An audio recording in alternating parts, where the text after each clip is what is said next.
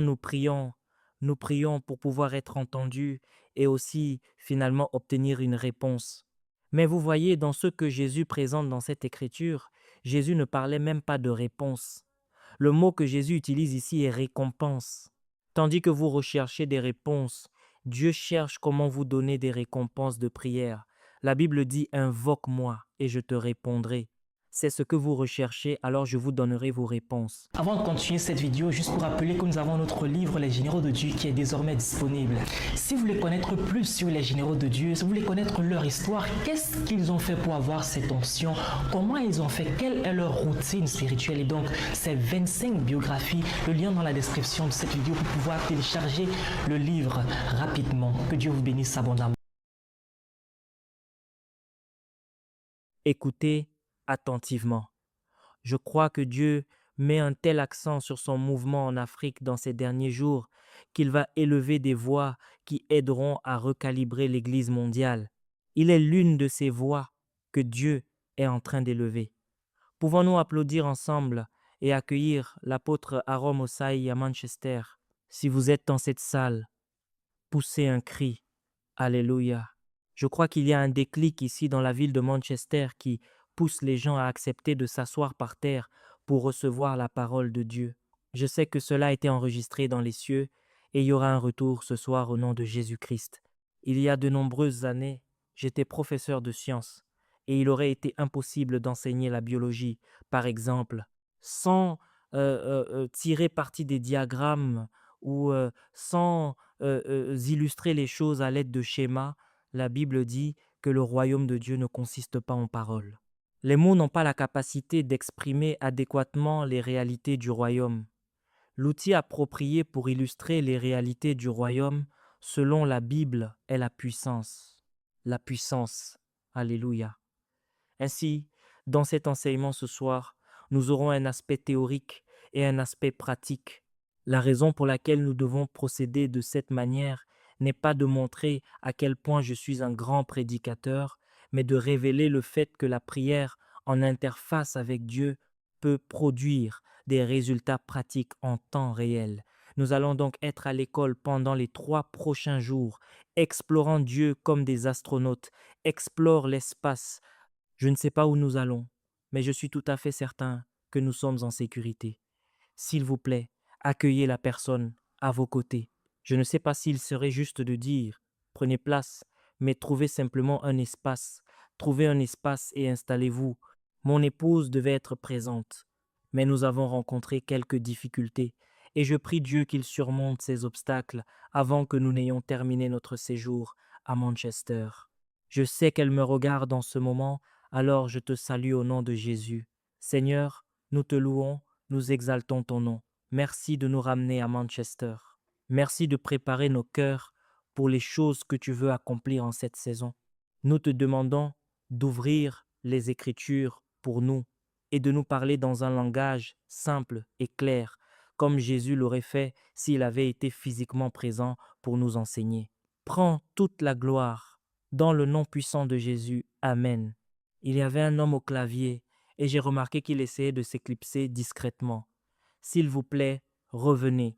Très bien. Allons dans le livre de Matthieu. Le livre de Matthieu. Nous devons comprendre que Dieu est tellement vaste. Dieu est tellement vaste. Et c'est pourquoi la Bible se devait d'être très prophétique. Si vous examinez attentivement le sujet de la prière, vous constaterez que Dieu est perçu à travers certaines métaphores. Il y a certaines métaphores présentées dans les Écritures qui révèlent des aspects de Dieu. La prière est une vaste entreprise, et pour être adéquatement instruits sur le sujet de la prière, nous devrons explorer les Écritures afin de trouver toutes les métaphores qui ont été utilisées pour dépeindre Dieu, car les règles d'engagement diffèrent pour chaque métaphore utilisée pour le représenter. Par exemple, dans le livre de Matthieu où je vous ai demandé d'ouvrir, au chapitre 6, Dieu est vu à travers le prisme de la métaphore du Père. Êtes-vous avec moi? Restez attentifs. Maintenant que je sais que c'est la volonté de Dieu que je revienne encore et encore à Manchester, en fait, je suis membre de Prayer Storm. Où est Jacques? Tout va bien. Je reviendrai donc par la bonne grâce de Dieu, année après année, pour bâtir sur le sujet de la prière, car le mouvement que Dieu est sur le point d'introduire est rattaché à un puissant réservoir de prière. Ainsi, chaque fonctionnaire du royaume doit être instruit, adéquatement instruit sur le sujet de la prière. Je vous ai demandé d'ouvrir le livre de Matthieu au chapitre 6, car dans Matthieu au chapitre loupé 6, Dieu est vu à travers le prisme de la métaphore appelée Père. Les règles d'engagement dans la prière, si nous voyons Dieu comme un Père, sont différentes d'une autre métaphore. Êtes-vous là? Me suivez-vous? Car dans le livre de Luc, au chapitre 10 à 8, verset 1, nous voyons Dieu à la lumière d'une autre métaphore. Dans Luc 10 à 8, verset 1, la Bible dit, Jésus leur adressa une parabole pour montrer qu'ils devaient toujours prier et ne point se relâcher. Vous voyez, Jésus est sur le point de nous présenter une parabole ici. Normalement, lorsqu'une parabole est présentée, la leçon à en tirer se trouve à la fin du texte. Mais dans le livre de Luc 10 à 8, verset 1, Jésus place la leçon avant la parabole pour nous montrer à quel point il est urgent pour lui que nous parvenions à la compréhension pour laquelle il est disposé à raconter cette parabole. Jésus leur adressa une parabole pour montrer que les hommes doivent toujours prier et ne point se relâcher. Cette écriture révèle la façon dont nous avons été conçus. Nous avons été conçus comme des créatures de prière. Nous avons été conçus pour survivre par la prière. Nous avons été conçus pour nous en sortir par la prière. Cela signifie que vous priez quand vous êtes fauché, vous priez quand vous êtes malade, vous priez quand vous êtes en prison, vous priez quand il neige, vous priez quand vous avez soif, vous priez quand vous vous faites licencier du bureau, vous priez quand vous êtes promu, vous priez quand vous tombez enceinte, vous priez quand vous ne pouvez pas tomber enceinte. Les hommes doivent toujours prier, c'est cela la conception d'origine. Mais malheureusement, beaucoup d'entre nous ont également conçu des méthodes pour survivre sans avoir à prier. Et toute méthode que vous avez conçue, toute méthode que vous avez inventée pour survivre sur la surface de la terre sans avoir à prier, cette méthode que vous avez inventée s'appelle un dysfonctionnement. Vous ne fonctionnez pas selon la conception d'origine. Votre état d'existence est un état de dysfonctionnement, car votre vie ne révèle pas ce qui se trouve dans la prescription originale pour l'homme, et il leur adressa une parabole. C'est l'une des raisons pour lesquelles nous devons recommencer à attiser les flammes du sujet de la prière au sein du corps du Christ. Nous avons conçu des stratégies, tellement de stratégies. En fait, dans certains milieux, il n'y a même plus de réunions de prière. Dans l'église locale, les réunions de prière sont remplacées par des séances de stratégie. Pourtant, la Bible dit qu'il leur adressa une parabole pour montrer que les hommes doivent toujours prier et ne point se relâcher. La deuxième chose qui se trouve dans cette écriture, c'est que êtes-vous avec moi? Quel est l'opposé de priant sans prière? D'accord. Je veux juste vous annoncer que l'expression sans prière n'existe pas dans la Bible. Dans toute la Bible, du début à la fin, ce mot n'y est pas. L'opposé d'une personne qui prie n'est pas une personne sans prière. C'est une personne qui s'évanouit, qui se relâche. Soit vous priez, soit vous vous relâchez. Car les hommes doivent toujours prier et ne point se relâcher. Donc, si vous ne priez pas, vous êtes dans un état de relâchement. Cette stratégie que vous avez conçue, que vous avez inventée pour vous faire échapper à la prière, a court-circuité la prière de votre écosystème. Cet état d'existence que vous maintenez aujourd'hui en dehors de la prière est une situation où vous vivez sous assistance respiratoire. Vous vous évanouissez, vous dépérissez. Vous savez, quand je reviendrai la prochaine fois, nous parlerons de l'Afrique et du fait que, pour survivre en tant que chrétien, vous devrez apprendre à inhaler la prière avec la même facilité que celle avec laquelle vous inhalez l'oxygène. Dans certains milieux, c'est l'explication même de la situation. En raison de la présence de la sorcellerie, des esprits démoniaques et des sorciers qui savent comment manier le sceptre des ténèbres. Vous allez vous réveiller, vous devez vous réveiller car le Seigneur va nous aider au nom de Jésus. Vous avez survécu grâce à une assistance respiratoire, alors que vous avez été conçu pour être une créature de prière. Vous êtes une personnalité conçue pour fonctionner dans le sacerdoce. Mais ce que je veux faire ce soir, c'est expliquer certaines choses fondamentales concernant la prière et nous donner l'occasion de pratiquer. Dans le livre de Luc au chapitre 10 à 8 où je vous ai demandé d'ouvrir, êtes-vous toujours avec moi? Je n'ai pas de montre ici. Je me demande comment je vais faire pour surveiller l'heure. D'accord. Jacques, s'il reste environ 20 minutes avant la fin, fais-moi juste un signe comme ceci et je saurai ce que cela signifie. Si nous lisons le livre de Luc au chapitre 10 à 8, à partir du verset 2, vous remarquerez que la métaphore utilisée pour dépeindre Dieu est celle d'un juge. Vous voyez, prier dans un contexte où Dieu siège en tant que juge est un peu différent. La texture de cet engagement est différente de celle où Dieu siège en qualité de Père. Est-ce que quelqu'un suit ce que je dis ici? La texture de cet engagement est différente. Et une partie de ce que nous voulons faire, c'est d'instruire chacun dans chaque domaine de la prière afin que vous sachiez comment mener votre voyage et comment réagir lorsque les situations commencent à travailler contre vous. Vous saurez ce que vous devez faire pour changer les choses. La vie est surnaturelle. Le domaine de l'esprit, les réalités célestes ont été créées avant les réalités terrestres. L'invisible a été créé avant le visible. En fait, je n'ai pas le temps de nous emmener dans le livre de la Genèse pour analyser quelques mots hébreux, mais vous verriez que dans la construction réelle, le domaine visible découle de l'invisible. Donc si nous voulons manipuler le visible, par exemple, nous n'avons pas besoin d'agir dans le visible. Nous pouvons manipuler le visible depuis l'invisible, car c'est là que repose son fondement. Chaque arbre a des racines. Si vous voulez tuer l'arbre, oubliez les feuilles, allez juste à la racine et vous tuerez l'arbre. Chaque maison a ses fondations. Si nous trouvons un moyen de compromettre les fondations, alors peu importe la hauteur de la maison, elle s'effondrera comme un château de cartes une fois que ses fondations seront atteintes. Cette existence physique découle des dimensions invisibles et intangibles, et à moins d'être formés pour maîtriser ces dimensions invisibles et intangibles, nous serons les victimes des personnes qui en comprennent l'art. Êtes-vous là? Oui, vous savez, la Bible dit que le peuple de ceux qui connaissent leur Dieu, et elle ne dit pas le peuple de ceux qui connaissent Jéhovah, elle dit leur Dieu. Ceux-là seront forts et feront des exploits. Cela signifie que si quelqu'un connaît le Dieu du tonnerre, si quelqu'un connaît Poséidon et qu'il le connaît bien, il sera fort et capable de faire des exploits parce qu'il a un avantage. Il y a un être spirituel, une entité spirituelle qui le soutient. Si vous vous tenez face à lui et qu'il y a une crise entre vous, il va se lancer contre vous avec la puissance qu'il a sécurisée depuis la dimension invisible. Et c'est cela le secret du sacerdoce. Votre force dépend du fait de savoir si oui ou non vous connaissez votre Dieu. Et la connaissance de Dieu n'est pas intellectuelle, la connaissance de Dieu est expérientielle. Donc, si vous ne pratiquez pas la prière, il n'y a aucun moyen pour vous de connaître Dieu, aucun moyen.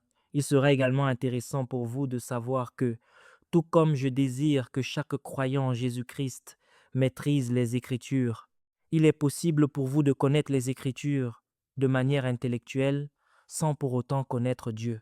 Même si, pour juger les choses dans l'esprit, vous devez être très très compétent dans votre connaissance de la parole de Dieu. Cela nous donne la capacité de sonder, de tester et de discerner afin que notre voyage dans l'esprit soit guidé en effet par le Saint-Esprit. Êtes-vous avec moi? Mais il est possible pour vous de connaître la Bible. J'ai vu des théologiens qui ne sont pas nés de nouveau, des maîtres en théologie, de brillants théologiens qui ne sont pas nés de nouveau, mais en termes de cours sur le salut, la sanctification ou la transformation, ce sont des conférenciers hors pair.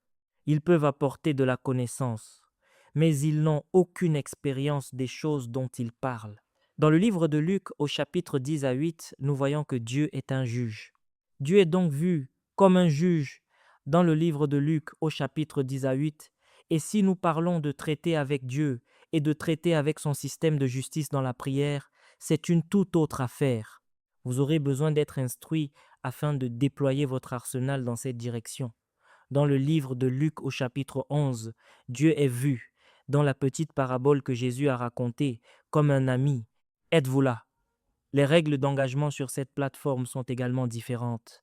C'est donc la portée élémentaire, le cadre préliminaire du fondement de la prière que je poserai.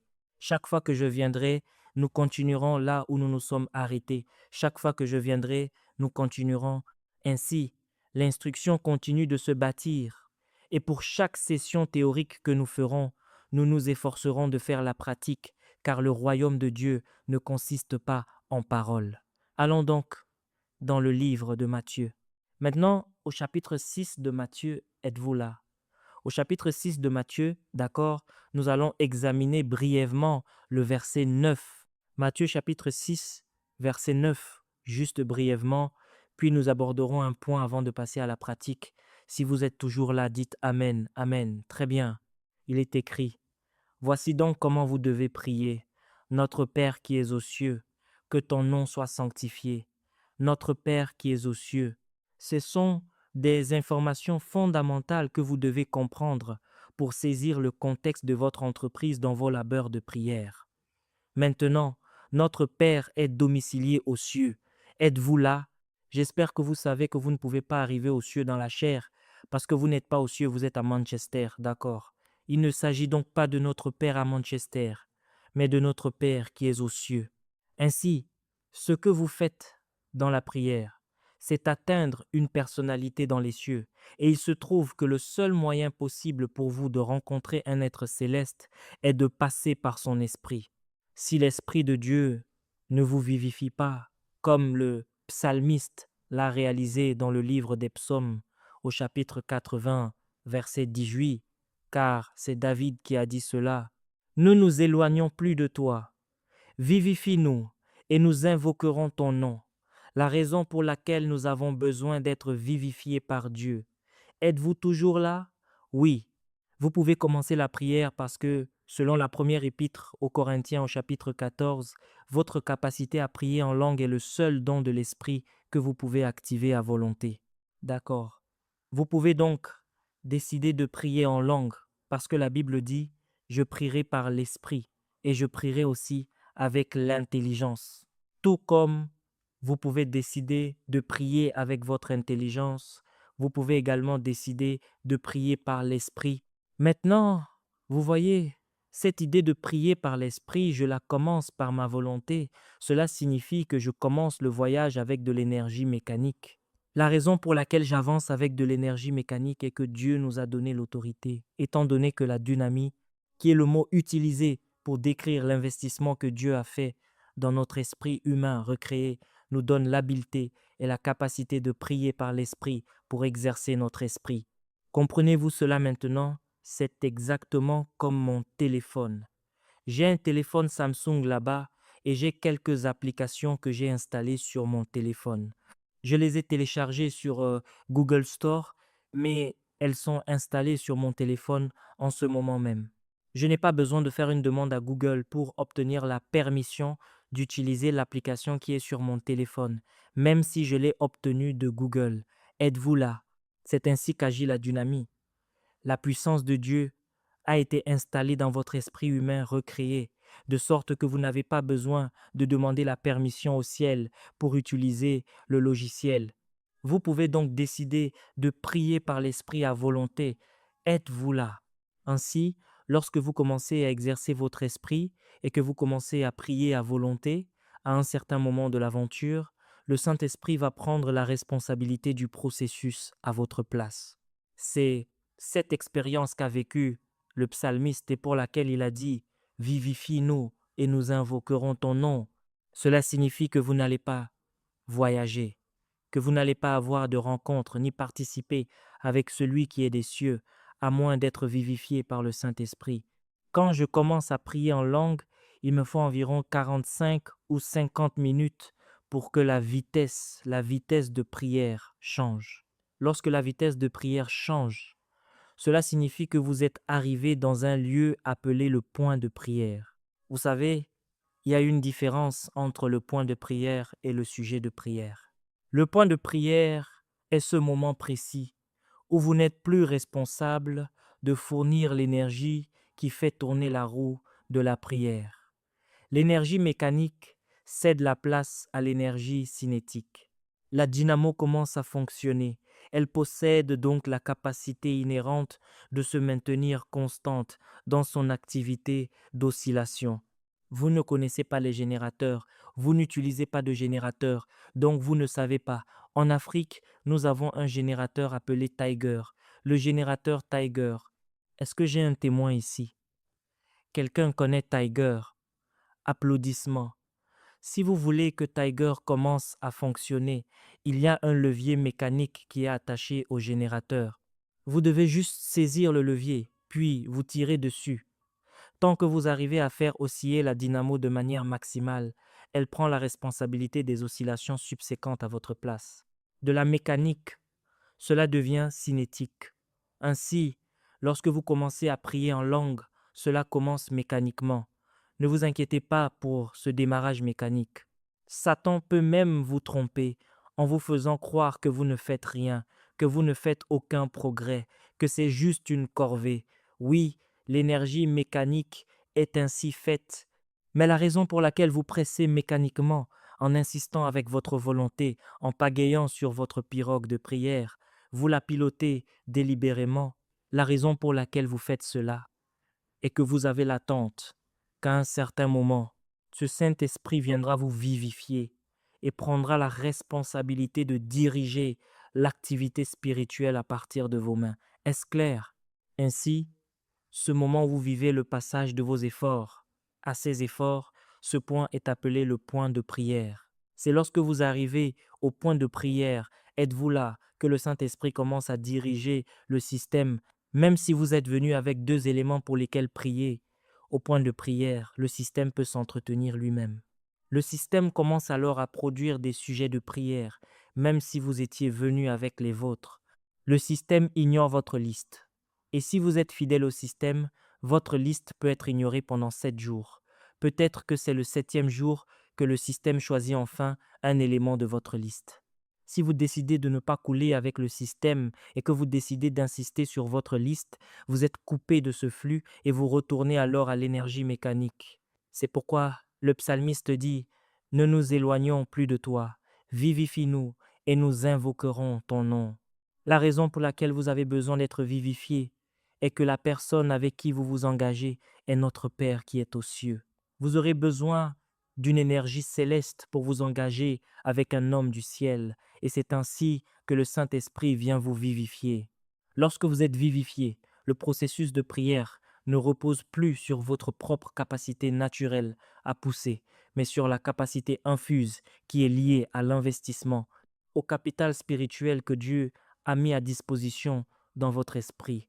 Le processus commence à fonctionner sur cette capacité. C'est pourquoi 2 heures deviennent identiques à 7 heures, identiques à 14 heures. Tant que le système est opérationnel, vous pouvez juste, comprenez-vous ce dont je parle? Vous serez dans la présence de Dieu pendant des heures, aussi longtemps qu'il le faudra pour poursuivre une affaire qui est en suspens dans l'esprit, affaire dont Dieu veut que vous vous occupiez. Et cela ne se fera pas par votre propre énergie, cela se fera par son énergie. Alors, pourquoi risquerais-je de m'évanouir alors que Dieu a pourvu à mon aventure dans l'esprit? S'il vous plaît, aidez-moi à dire à votre voisin, je choisis de ne pas m'évanouir. Très bien. Il y a 2 points que je dois rapidement porter à votre attention avant de passer à la séance pratique. Le pasteur Jacques est censé être mon repère. D'accord? Tout va bien, c'est parfait. Passons directement à Matthieu au chapitre loupé 6, verset 5, et nous allons simplement faire une lecture. Lorsque vous priez, ne soyez pas comme les hypocrites qui aiment à prier debout dans les synagogues et au coin des rues pour être vus des hommes. Je vous le dis en vérité, ils ont leur récompense. Mais quand tu pries, entre dans ta chambre, ferme ta porte et prie ton Père qui est là dans le lieu secret. Et ton Père qui voit dans le secret te le rendra ouvertement. Voilà l'enseignement, voilà la lecture pour ce soir. La première chose que nous devons définir, c'est ce qu'est un hypocrite de la prière, car Jésus soulève la question de l'hypocrisie sur le sujet de la prière. Si vous lisez le livre de Matthieu au chapitre loupé 6, à partir du verset 1, vous allez voir l'hypocrite du don. Nous avons l'hypocrite du don, puis il mentionne également qu'il y a un hypocrite de la prière, et il mentionne aussi qu'il y a un hypocrite du jeûne. Mais parce que notre accent est mis sur la prière, je ne toucherai pas aux autres. Nous aimerions juste découvrir qui est un hypocrite de la prière. Il est possible que toutes vos intentions de prière aboutissent à de l'hypocrisie. Et c'est pourquoi Jésus dit, juste au cas où vous auriez l'intention d'être une personne de prière, assurez-vous d'éviter de devenir un hypocrite. Nous devons donc définir ce qu'est un hypocrite de la prière afin que vous l'évitiez. C'est le premier obstacle que chaque homme de prière, chaque femme de prière doit éviter, la possibilité de finir par devenir un hypocrite de la prière. La définition d'un hypocrite de la prière s'inscrit dans le contexte de l'identité du Père, telle qu'elle est révélée dans ces deux versets des Écritures. La Bible dit que l'hypocrite de la prière aime prier debout dans les synagogues, il aime prier debout au coin des rues pour être vu des hommes. C'est là le problème avec l'hypocrite. La raison de ses efforts est de capter l'attention des hommes. C'est exact. Alors peut-être que quand je vois le pasteur Jacques prier, j'essaie de prier plus fort que le pasteur Jacques pour montrer que je suis la meilleure chose qui soit en matière de prière. Je suis, alléluia, devenu un hypocrite. Ce que je le fais parce que je veux que les hommes me voient. Une telle initiative ne fait vibrer aucune corde dans le royaume où le Père est domicilié. D'accord, maintenant, êtes-vous avec moi? Oui, monsieur, d'accord. Il a dit quelque chose de très critique ici sur lequel je dois également attirer notre attention avant de commencer notre voyage. Et le voyage est double pour ce soir, double. Nous devons considérer deux facteurs sur la façon de structurer votre vie intérieure afin de participer à Dieu. Ainsi, la deuxième chose qui est visible dans cette présentation est ce fait. Mais avant de le mentionner, je dois vous poser une question. Quand vous priez, quelle est votre attente? Est-ce d'être entendu ou d'obtenir une réponse? Très bien, nous devons clarifier ces choses. Nous n'allons pas supposer que vous savez, car nous faisons confiance à Dieu pour que, dans le Royaume-Uni, la prière devienne à nouveau quelque chose que l'on voit les gens faire dans les rues, que des gens soient conduits au Christ, à genoux, sous la pluie dans les rues. Oui, la prière deviendra coutumière, elle deviendra courante. Les enfants prieront en langue et toutes sortes de choses commenceront à se produire. Oui, nous croyons Dieu pour cela. Maintenant, la plupart d'entre nous, quand nous prions pour pouvoir être entendus et aussi finalement obtenir une réponse. Mais vous voyez, dans ce que Jésus présente dans cette écriture, Jésus ne parlait même pas de réponse. Le mot que Jésus utilise ici est récompense. Tandis que vous recherchez des réponses, Dieu cherche comment vous donner des récompenses de prière. La Bible dit invoque-moi et je te répondrai. C'est ce que vous recherchez, alors je vous donnerai vos réponses. Puis, au-delà de vos réponses, je te annoncerai de grandes choses, des choses cachées que tu ne connais pas. Vous voyez, votre contrat, votre participation à la prière ne saisit pas les autres aspects que Dieu est disposé à vous donner. Vous êtes venus parce que vous voulez des réponses, mais Dieu nous a conçus et a conçu la vie de telle manière que vous ne pouvez pas faire autrement que de prier. Et si vous êtes assez simple pour accepter de prier, il vous donnera vos réponses, puis il vous invitera au-delà de vos réponses pour vous montrer des choses grandes et puissantes que vous ne connaissez pas. Malheureusement, l'hypocrite n'a pas de récompense de prière. C'est le problème avec le fait d'être un hypocrite. Car tout ce qu'il fait, c'est devenir un spectacle aux yeux des hommes. Il est donc exempté de cette bénédiction appelée la récompense de la prière. C'est le numéro 2. Avez-vous saisi cela? Il y a des bénédictions dans le royaume de Dieu qui ne sont ouvertes qu'aux intercesseurs, aux personnes de prière. Il y a des profondeurs en Dieu. Quand nous commençons à retracer toutes les métaphores qui sont dans le Nouveau Testament, cela nous donne une idée des avantages et des pouvoirs d'un homme de prière. Quand nous commençons à parler de la fonction de gardien, qui est un niveau de responsabilité territoriale, il y a des compléments d'accompagnement que Dieu, par sa miséricorde, rend disponibles parce que quelqu'un exerce la responsabilité de gardien dans un territoire, dans une assemblée locale, dans la famille. Quand nous entrerons là, dedans, vous verrez alors que la prière va bien au-delà des réponses. Il y avait beaucoup de choses suspendues dans le royaume de l'Esprit pour lesquelles Dieu cherche un prétexte pour les déposer sur votre vie lorsque vous devenez assez simple pour accepter le fait que nous avons été condamnés à la prière et que vous commencez à la pratiquer. Dieu vous trouvera digne de devenir les récipiendaires d'héritages qui sont verrouillés dans les réalités célestes et pour lesquels les hommes ne manifestent plus aucun intérêt. Il commencera à découvrir les trésors, la réserve de grâce, et il commencera à mettre sur votre vie des choses que vous ne lui avez jamais demandées. Il dit que l'hypocrite a déjà sa récompense, et à cause de cela, sa récompense se limite à être vue par les hommes. C'est après cela qu'il nous a révélé la première qualité de son Père. Car s'il y a quelqu'un qui connaît le Père, c'est bien Jésus. Donc, si nous voulons explorer qui est le Père, nous devons étudier la Bible pour découvrir ce que Jésus a dit de son Père. C'est cela qui va nous donner un aperçu de la manière de s'engager avec Dieu en tant que Père. Ainsi, la première chose que Jésus dit à propos de son Père, c'est que son Père est dans le secret. C'est le numéro un. Il est dans le secret. Nous devons voyager avec deux écritures, dans le secret. Si Dieu veut agir dans votre vie, il a choisi de le faire à partir de votre cœur. Donc, si Dieu veut conquérir votre vie, le premier endroit qu'il conquiert, c'est votre cœur. Votre cœur est un organe d'entrée. Votre cœur est un organe d'amour. Votre cœur est le terrain sur lequel Dieu vient courir s'il veut agir dans votre vie. Et c'est là que Dieu se cache.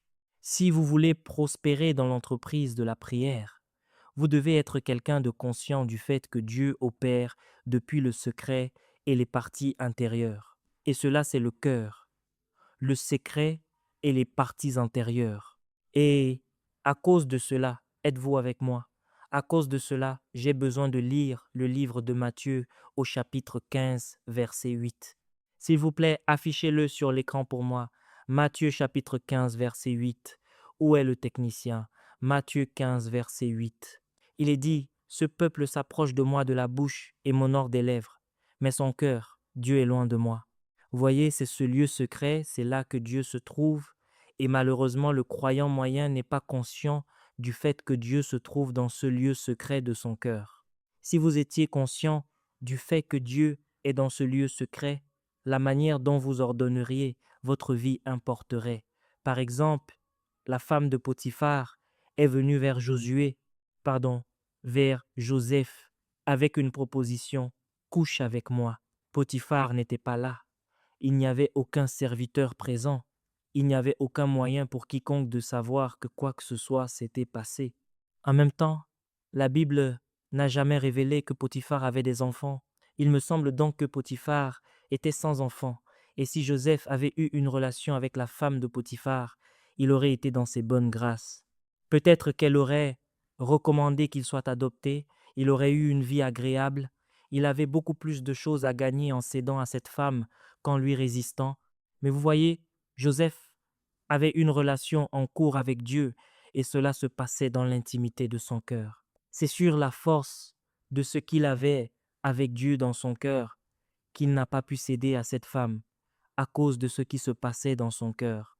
Il a donc décidé d'être la victime de n'importe quelle arme que la femme allait lui lancer parce qu'il voulait préserver ce qu'il avait en cours dans son cœur. Il y a des batailles que les gens vous imposent. Si vous êtes conscient et si vous estimez à un prix très élevé ce que vous avez avec Dieu dans votre cœur, vous serez disposé à être traité de fou.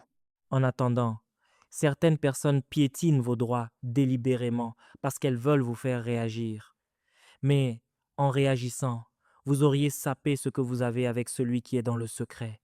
Quand nous commencerons à prendre au sérieux le fait que nous avons quelque chose en cours à l'intérieur de nous avec Dieu, et que cette chose que nous avons en cours avec Dieu nous régule de telle sorte que nous refuserons parfois de nous battre pour nos droits, parce que nous voyons qu'il y a une possibilité de compromettre ce que j'ai à l'intérieur si je décide de me battre. Alors cela ne me dérange pas d'être traité de fou afin de pouvoir garder ce que j'ai dans le secret. La Bible dit que notre Père qui est aux cieux est un Dieu qui est dans le secret. Vous savez, il est possible pour quelqu'un de dire quelque chose avec sa bouche alors que son cœur est très éloigné. C'est en vain. Ces personnes ne savaient pas qu'il est dans le secret. C'est la première chose. C'est pourquoi il y a des combats que j'ai refusé de mener, parce que je sais que si je me bats, je perdrai la tendresse avec laquelle j'interface avec lui. Votre cœur est votre trésor. Combien d'entre vous ont lu l'Écriture qui dit « Garde ton cœur plus que toute autre chose, car de lui viennent les sources de la vie ». Réalisez-vous que, parce que vous avez un cerveau, Dieu a dû faire un crâne pour protéger votre cerveau. Parce que vous avez des poumons, Dieu a dû faire des cages thoraciques pour protéger vos poumons et pour protéger votre cœur. Savez-vous que, en raison de la sensibilité et de l'importance de votre moelle épinière, Dieu a dû créer la colonne vertébrale pour la protéger. La seule chose pour laquelle Dieu n'a pas fourni de protection, c'est votre cœur. Il dit que c'est vous qui serez l'agence de sécurité autour de lui. Garde-le, car de lui viennent les issues de la vie. J'ai cherché le mot issues en hébreu. Vérifiez-le. Pour quiconque possède une Bible électronique, vous trouverez que le mot issues est équivalent à frontière. Frontière. Frontière géographique. Cela signifie que l'état de votre cœur, en ce moment même, est ce qui est responsable de l'endroit où vous vous trouvez. Oui, votre frontière dans la destinée est fonction de l'état de votre cœur. C'est pourquoi, s'il y a quelqu'un ici qui est trompeur dans son cœur et qui croit que c'est être intelligent, oh mon Dieu, c'est la raison pour laquelle vous êtes là où vous êtes. Vous avez déjà défini votre frontière, indiquant que vous ne pouvez pas aller au-delà de ce point. Si vous devez aller au-delà de ce point, ce sera par vos compétences, votre sagesse, votre ruse. C'est une bien pauvre manière, une pauvre approche de la vie. Cela signifie que vous n'avez aucun renfort des cieux. Le ciel ne peut pas vous recommander. Oh mon Dieu, vous n'êtes pas du tout en vue pour être choisi afin de devenir un fonctionnaire sur qui Dieu peut compter pour accélérer son programme sur la surface de la terre. De lui, dit la Bible, viennent les frontières de la vie. Quand j'ai découvert cela, j'ai commencé à décider de ne plus me battre. Laissez-moi être le fou devant les hommes, mais j'ai quelque chose en cours dans son cœur. Et tant que ce cœur est encore tendre et adéquatement aligné, je peux capter des choses du ciel, je peux recevoir de la sagesse de la présence de Dieu, je saurai quoi faire et comment y parvenir. En fait, pour des choses qui n'ont même jamais existé auparavant, je peux en avoir des idées. Mon esprit peut devenir fructueux juste parce que j'en suis venu à réaliser que la source de toute chose sera tirée de mon intimité avec Dieu. La prière est une entreprise que vous ne pouvez pas mener sans votre cœur, car si la prière n'affecte pas votre cœur, elle ne peut pas changer votre vie. Elle ne le peut pas. Vous vous présentez simplement dans la présence de Dieu et vous voulez parler à Dieu, puis il vous rappelle comment vous avez crié sur votre épouse. Donc, ce qu'il dit, c'est « fais la paix avant de revenir ». C'est là que vous découvrirez à quel point il est difficile de dire « pardon ». Vous vérifierez votre auteur d'abord. La chair est terrible. La chair, la nature déchue est terrible. Mais vous voyez, si votre cœur doit être en avance sur votre tête, alors vous devrez suivre ces instructions que Dieu vous donnera qui affaibliront votre chair, affaibliront le pouvoir de la nature déchue sur votre vie, afin que la puissance de celui qui est ressuscité, qui s'enferme dans votre cœur, puisse prendre la direction. C'est cela la description de ce que signifie être un homme spirituel. Ainsi, la première chose que je veux porter à notre attention, c'est que le Dieu qui est notre Père est dans le secret. Je vais vous dire comment le trouver. C'est là la leçon pratique. Le premier enseignement pratique consiste à savoir comment le trouver, lui qui est dans le secret. Si vous voulez le trouver toujours, si vous voulez le trouver perpétuellement, lorsque vous vous querellez avec votre épouse avant de dormir, appelez-la et dites-lui. Vous savez, c'est très difficile ce que je vous dis là. Ce que je vous dis est très difficile. Si vous avez besoin de fermer les yeux, fermez-les et dites-le simplement. Pendant longtemps, elle ne saura pas pourquoi vous vous comportez ainsi. Elle ne saura pas, elle ne saura pas qu'il y a quelque chose que vous essayez de. Elle pensera simplement qu'un amour soudain pour elle vient de vous envahir. Elle ne saura pas qu'il y a quelque chose de plus profond que cela qui exige que vous fassiez la paix. Je demeure dans le secret. Je suis celui qui demeure dans le secret. Ça, c'est le numéro un. La deuxième chose, c'est que la Bible révèle qu'il voit aussi dans le secret. Vous savez, il est possible pour vous de demeurer dans le secret et de voir au grand jour. Lui, il demeure dans le secret et il voit aussi dans le secret. Lorsque Dieu instruisait Samuel sur le plan prophétique, de futurs rois se tenaient devant lui. Il a regardé Eliab. Eliab, en termes de structure physique, de taille, de carrure, avec ses biceps et ses triceps, avait le physique d'un roi. Samuel s'apprêtait déjà à faire des démarches pour lui donner le pouvoir, pour l'introniser, quand Dieu a dit: Ah, ta balance de mesure est défectueuse. Je ne regarde pas à ceux qui frappent les yeux. C'est ainsi qu'il instruisait son serviteur. Je regarde au cœur. Ainsi, la plupart du temps, lorsque vous voyez les personnes que Dieu choisit pour ses missions, quand vous les regardez physiquement, elles n'en ont pas l'air 100% du temps. Par exemple, je suis né avec une paralysie faciale. Je n'ai jamais pu fermer cet œil de ma vie. Je suis né bègue. Et puis le Seigneur a dit: Tu prêcheras mon évangile.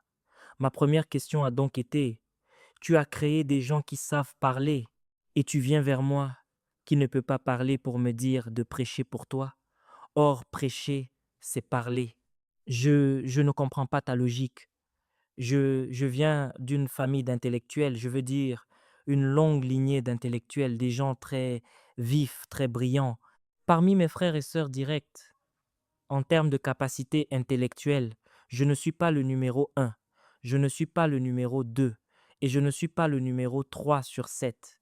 Ces gars sont des types très, très brillants. Très bien.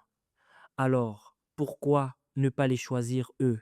Quand on les regarde dans le naturel, ils ne sont pas qualifiés pour devenir ce que Dieu utilise, non pas parce qu'il n'est pas bon pour Dieu d'avoir un intellectuel, mais la manière dont Dieu choisit son peuple se fait selon ce qui est écrit du point de vue du cœur. Certaines choses peuvent donc ne pas sembler raisonnables, elles peuvent ne pas être logiques, mais le domaine dans lequel elles ont du sens, c'est le domaine du cœur. Il a dit: Ne regarde pas à son apparence, je l'ai déjà rejeté. Mon analyse est faite du point de vue du cœur. C'est donc toi qui cultives ton cœur, toi qui es prêt à payer le prix pour maintenir ton alignement. C'est sur toi que Dieu pose son regard et il dit: C'est mon homme. Et vous savez. Êtes-vous là? Alors que je conclus, vous savez qu'il est possible pour vous de négliger votre cœur tout en étant partout, parlant en langue si fort que tout le monde vous remarque en disant: Oh, cette sœur a le feu. Pendant ce temps, le cœur n'est pas à sa place. C'est cela la description d'un hypocrite, et Dieu dit que nous ne devons pas le devenir. Parfois, vous dites: D'accord, je me lance dans un jeûne sec. Je ne sais pas si vous savez ce qu'est un jeûne sec. Rester sans nourriture. Vous pouvez boire de l'eau, mais rester sans nourriture pendant 24 heures, 48 heures, 72 heures, parce que vous voulez chercher la face de Dieu. Vous savez pourquoi certains de ces jeûnes prennent du temps? C'est à cause de votre cœur. Dieu essaye de réajuster votre cœur. Il est totalement désaligné, totalement déphasé. Il a perdu son calibrage. Les lectures sur le cœur sont fausses. Et c'est pourquoi Dieu déploie tout l'arsenal de son laboratoire pour commencer à réparer votre cœur. C'est pour cela que le jeûne a pris tant de temps avant que vous ne puissiez obtenir un retour. Toutes les cordes étaient relâchées. Il ne pouvait plus faire vibrer votre cœur. Votre cœur ne pouvait pas produire une note précise. Quand il vient sonder les reins et les cœurs, le son est distordu. Il a donc besoin de travailler là. La plupart de ses œuvres se font à cet endroit. La plupart de ses transactions viendront de cet endroit. Lorsque vous commencez à devenir sensible au fait qu'il va laisser tomber une instruction comme va et donne-moi telle somme et que vous pouvez obéir, cela signifie que vous avez fait de lui votre roi. Si vous êtes en relation avec celui qui gouverne votre cœur et que vous lui permettez d'être roi, votre roi, alors votre prière deviendra puissante. Quiconque ignore son cœur prie pour le spectacle, et les gens qui prient pour le spectacle, la Bible les appelle des hypocrites. Ce que nous allons faire dans les 17 prochaines minutes, c'est trouver celui qui est dans le secret. Il y a tellement de choses. Vous savez, j'ai lu cette écriture aujourd'hui. J'ai lu cette écriture aujourd'hui. Si j'avais conçu de l'iniquité dans mon cœur, le Seigneur ne m'aurait pas exaucé.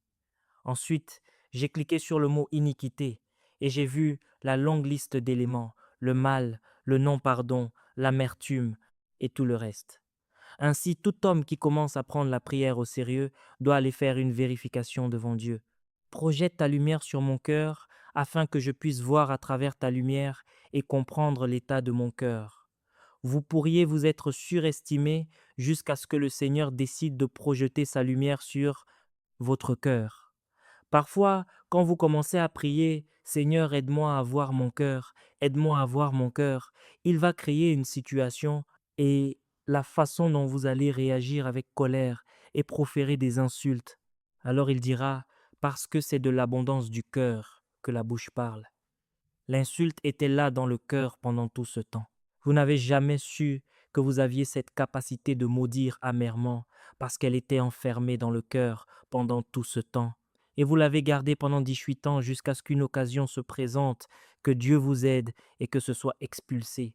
Puis, quand vous voyez de quoi vous êtes capable, vous retournez dans le lieu secret et vous dites « Ah Seigneur, oui, à moins de devenir sérieux avec votre cœur, vous ne pouvez pas aller loin dans cette entreprise appelée la prière.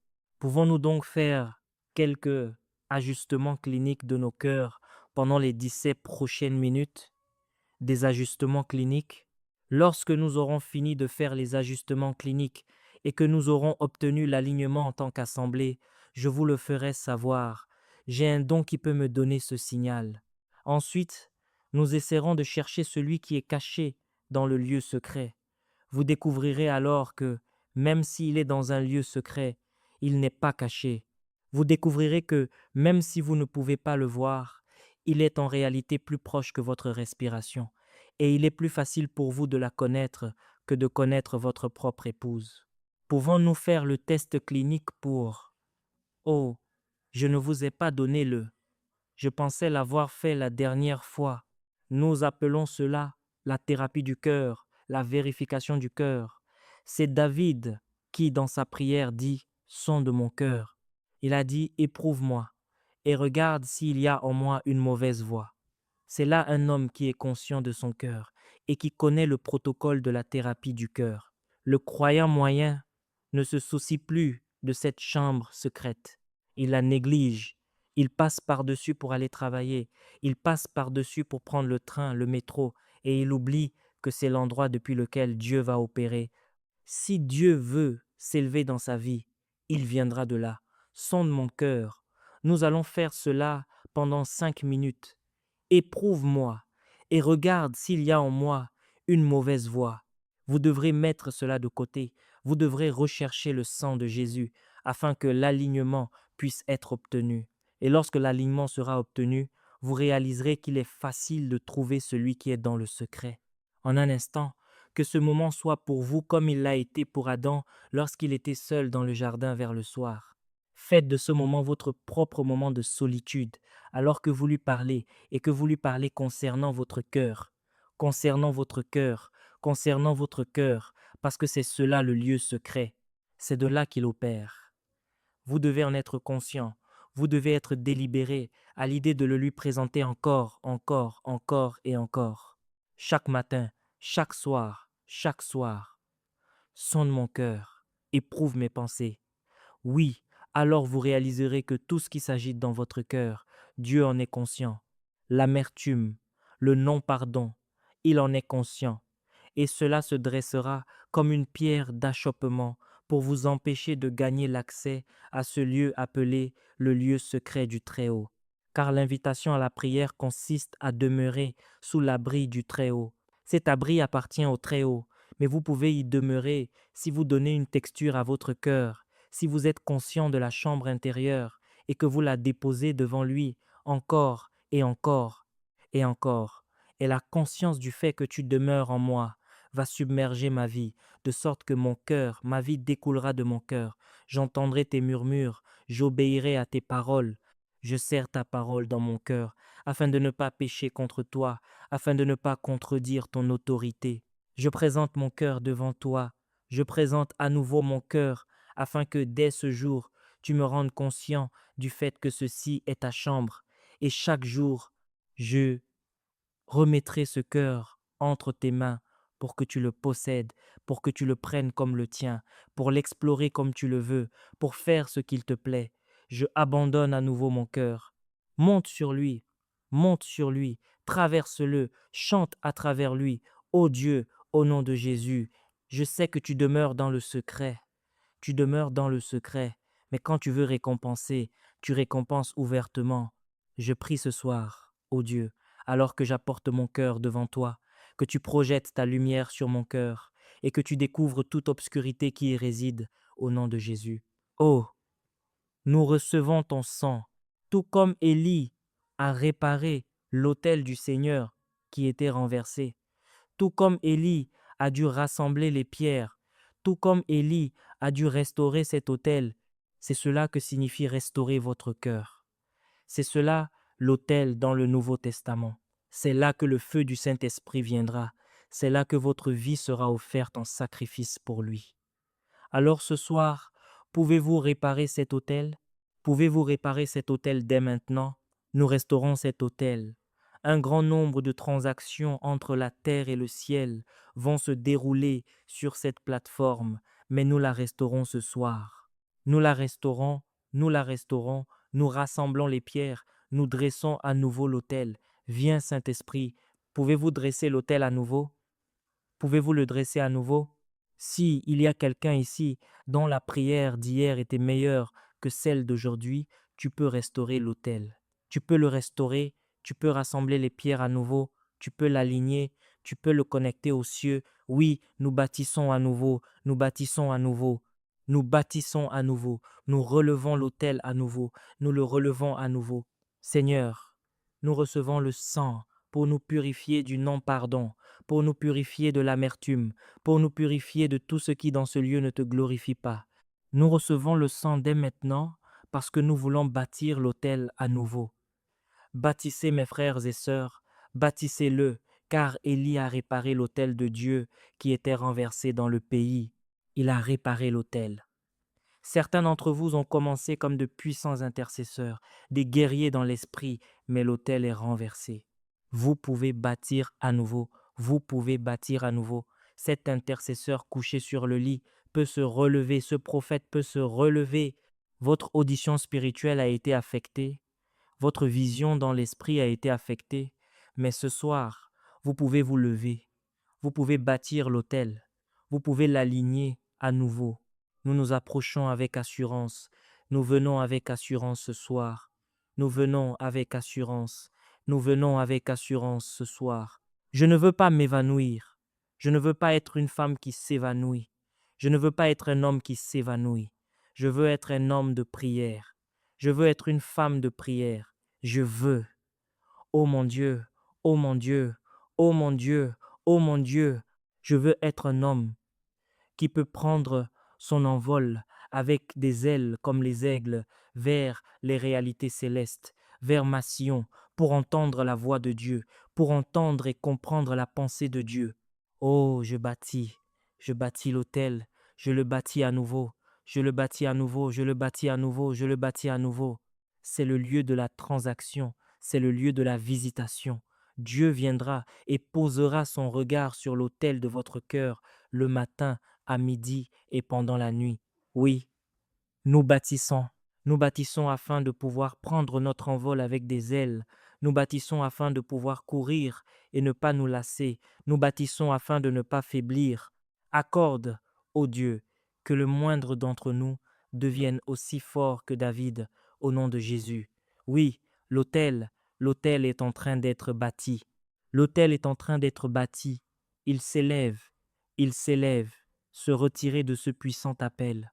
Pourtant, il n'y a pas si longtemps, vous avez décidé de reprendre votre appel en main, mais vous n'avez plus actuellement ce genre de communion que vous aviez l'habitude d'avoir avec Dieu. Si ce que je viens de dire vous correspond, venez, venez ici. Si ce que j'ai dit résonne en vous, venez, approchez par ici, car cette onction va être renouvelée dès maintenant. Elle va être renouvelée à cet instant précis. Elle va être renouvelée, Dieu va étendre ses mains. Lorsque vous commencez à prier, ma sœur, écoutez-moi. Quand vous mettez la main à la charrue, vous ne regardez pas en arrière. Votre sceptre sera plus fort lorsque vous serez résolu à ne jamais regarder en arrière. Alors, ce qui avait été libéré comme un don deviendra une arme entre vos mains. Pendant que je vous parle en ce moment même, l'onction est déjà en train d'être restaurée, mais vous voyez, le Seigneur va donner un signe. La main de Dieu va se poser sur 5 personnes. L'onction va venir sur 5 personnes et elle viendra avec tant de force. Elle viendra si puissamment. Elle vient déjà, elle descend déjà sur 5 personnes. 5 personnes vont recevoir l'onction et elle sera tellement puissante, si forte sur votre vie. Oui, sur 5 personnes, L'onction va venir, l'onction va venir si forte sur 5 personnes, elle va descendre avec tant de puissance. Saint-Esprit, si forte sur 5 personnes, si puissante, il y a une restauration. Il y a une restauration qui s'accomplit. Une restauration est en train de s'opérer dans votre vie. Une restauration a déjà commencé. Il y a une restauration, une restauration, une restauration. Et ainsi, le Seigneur restaure la flamme, il restaure le feu. Il y a un feu que vous étiez ordonné par Dieu à porter et il y a une restauration dès maintenant, il y a une résurrection à cet instant même. Seigneur, au nom de Jésus-Christ, je prie. Je prie pour que tu libères une restauration au nom de Jésus. Merci Père, merci Seigneur. Dans le nom puissant de Jésus, vous pouvez retourner à votre place. Nous allons prier en langue pendant 2 minutes. Après 2 minutes, nous ferons silence. Pendant ce temps, Amen. Où est le pasteur Jacques? Très bien, écoutez-moi. Écoutez-moi. Il y a quelqu'un ici qui a un problème d'audition à l'une de ses oreilles. Quelqu'un dans ce lieu, vous souffrez d'un problème d'oreille. Pendant que j'étais dans le lieu de prière, j'ai capté cela, un problème d'audition. Cela signifie que l'une de vos oreilles entend mieux que l'autre. Si cette personne est dans la salle, pouvez-vous me faire un signe en levant simplement la main? Nous avons environ 3 personnes, 4 personnes. S'il vous plaît, suivez ces instructions rapidement. Maintenant, si c'est cette oreille-là qui a un problème, vous prenez ce doigt et vous la bouchez complètement. Pouvez-vous faire cela? Bouchez-la complètement. Bouchez-la complètement. Faites-le tous. Si c'est une seule oreille, vous la bouchez. Si ce sont les 2 oreilles, vous les bouchez complètement. C'est fait? Très bien. Je vais donc prier. Je vais prier pour les prochaines. Je vais prier pour les 5 prochaines minutes. Prions. Père, au nom de Jésus-Christ. Non, non, non. Attendez. Attendez. Laissez-moi d'abord prier pour ces personnes. Ensuite, nous prierons pendant 2 minutes et quelque chose va se produire. Très bien. Seigneur, j'arrête tout esprit de surdité. Esprit de surdité, sois lié au nom de Jésus-Christ. Sois lié au nom de Jésus-Christ. Sois lié au nom de Jésus-Christ. Je t'ordonne de retirer tes mains des oreilles du peuple de Dieu au nom de Jésus-Christ. Que le joug de la surdité se brise, qu'il soit détruit à cet instant même au nom de Jésus. Maintenant, j'ordonne à ses oreilles d'entendre au nom de Jésus. Je dis entendez, entendez au nom de Jésus. Je dis entendez, entendez au nom de Jésus. Très bien. Retirez votre hand de cette oreille et bouchez maintenant celle qui entend bien. Bouchez-la complètement, celle qui peut entendre. Si vous êtes proche de ces personnes, aidez-les à tester l'oreille qui est ouverte. Aidez-les à la tester. S'il y a une amélioration, faites-le moi savoir. Aidez-les à tester l'oreille restante. S'il y a une amélioration, faites-le moi savoir. Il y a donc une amélioration ici. Il y a une amélioration là-bas. Maintenant, vous, ma sœur, venez. Venez rapidement. Est-ce que j'ai épuisé tout mon temps? Épuisé tout mon temps? D'accord. Qui a un microphone? je veux extraire quelque chose pendant que j'enseigne, je suis toujours en train d'enseigner. Très bien, nous avons besoin du microphone pour que nous puissions recueillir son expérience. D'accord. Alors, quelle était la situation avec votre oreille? Où est la dame? Oups, d'accord. Qu'en était-il, les deux? Vous ne pouviez pas entendre correctement? Oui. Est-ce qu'il y a une amélioration maintenant? Oui. Très bien. Est-ce que vous avez ressenti quelque chose dans votre corps pendant que je priais? Ou vous l'avez juste remarqué? Vous l'avez juste remarqué, d'accord? Vous l'avez juste remarqué, d'accord. Restez ici. Oui. Qu'est-ce qui vous est arrivé? En attendant, depuis combien de temps étiez-vous dans cette? Depuis longtemps. Depuis longtemps, d'accord. Oui. Qu'est-ce qui vous est arrivé? J'ai eu l'impression qu'il y avait de l'eau à l'intérieur. Depuis combien de temps êtes-vous dans cette condition? Quelques années. Quelques années, d'accord. Pouvez-vous nous expliquer cette condition? Comment c'est? Eh bien, c'est juste comme si j'étais dans l'eau, sous l'eau, et cela bloque vos oreilles, donc vous ne pouvez pas entendre. Je peux, mais de manière très très faible. Alors, y a-t-il une amélioration maintenant? Oui. D'accord, pouvons-nous rendre gloire à Jésus? Très bien. La raison pour laquelle je vous ai appelés tous les deux, c'est parce qu'on m'a dit dans le lieu de prière que lorsque je viendrais pour cette réunion, quelqu'un allait être guéri des oreilles et que cette personne qui allait être guérie des oreilles, le Seigneur allait l'oindre à cet instant même. Je ne sais pas qui sera oint. Y a-t-il quelqu'un d'autre qui est guéri des oreilles? D'accord. Nous en avons donc juste deux. Très bien. Donc, au moins l'un de vous va être oint et équipé puissamment. Nous allons donc prier et pendant que nous prions, l'onction va commencer. Qu'est-ce qui vous est arrivé? Pouvons-nous avoir du volume sur ce microphone? Depuis environ 3 ans maintenant, oui, je saigne des deux oreilles. Vous saignez des deux oreilles. Il n'y a pas un moment où je vais nettoyer sans que cela ne saigne. Il n'y a pas un moment où vous nettoyez sans que cela saigne. Oui, c'est comme ça depuis environ 3 ans. Avez-vous essayé de nettoyer?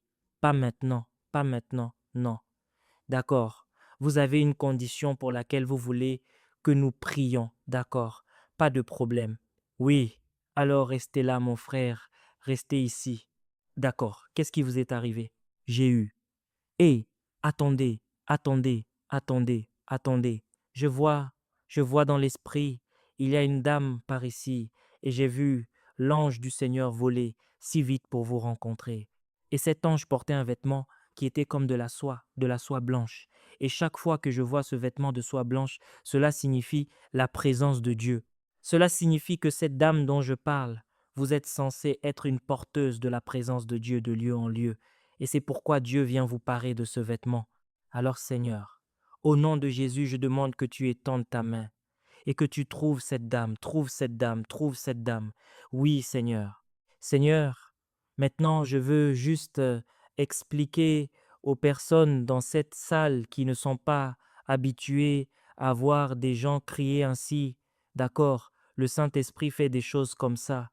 D'accord, juste pour que vous ne vous enfuyez pas des lieux. D'accord? Amen. S'il vous plaît, ne vous enfuyez pas. Le Saint-Esprit, voyez, cela vient plus fort. L'onction est. Oui, Seigneur. Oui, Seigneur. Oui, Seigneur. Oui, Seigneur. Oui, Seigneur. Oui, Seigneur. Oui, Seigneur. Oui, oui, Seigneur. Maintenant, écoutez, écoutez. Il y a deux individus, je vois que ceux-là sont des prophètes. Ceux-là sont des prophètes. Et le Seigneur va verser l'huile. Il va verser l'huile. Il va verser l'huile. Il va verser l'huile. Il va verser l'huile. Il va verser l'huile. Saint-Esprit, il va verser l'huile. Il va verser l'huile. Il va verser l'huile. Il va verser l'huile. La grâce vous est donnée au nom de Jésus. La grâce est donnée. La grâce est donnée. La grâce est donnée. Il y a une activation. Il y a une activation. Il y a une activation. C'est une activation. Cela vient fort. Oh mon Dieu, je vois le feu. Je vois le feu. Je vois le feu venir de. Je vois le feu du ciel. Oui, oui, la main de Dieu est sur vous. La main de Dieu est sur vous. Je vois le feu du ciel. Oh, je vois une porte ouverte.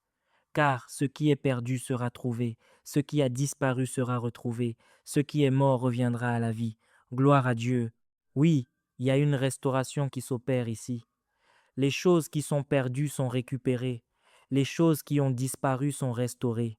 Quelqu'un est venu ici, vous avez un proche malade, et le Seigneur en ce moment même commence à guérir ce proche malade. Il commence à guérir ce proche qui est le vôtre, oui. Il commence à guérir. Eh, allez, continuez à prier, continuez à prier. Oui, Seigneur, oui, allez, juste pour encore quelques instants. Louez-le simplement encore quelques instants. Allez, le Seigneur fait quelque chose de significatif dans ce lieu. Oui, Seigneur. Oh, merci Seigneur, au nom de Jésus. Merci d'avoir regardé cette vidéo. N'oubliez pas de télécharger notre livre Les Généraux de Dieu pour davantage connaître l'histoire de ces généraux de Dieu. C'est plus de 100 histoires inspirantes, 25 biographies à l'intérieur. Que Dieu vous bénisse abondamment.